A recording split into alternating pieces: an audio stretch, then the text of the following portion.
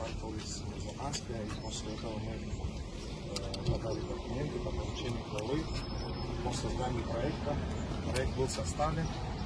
На основании этого проекта была составлена сметная документация, стоимость профлота 4 тысячи рублей.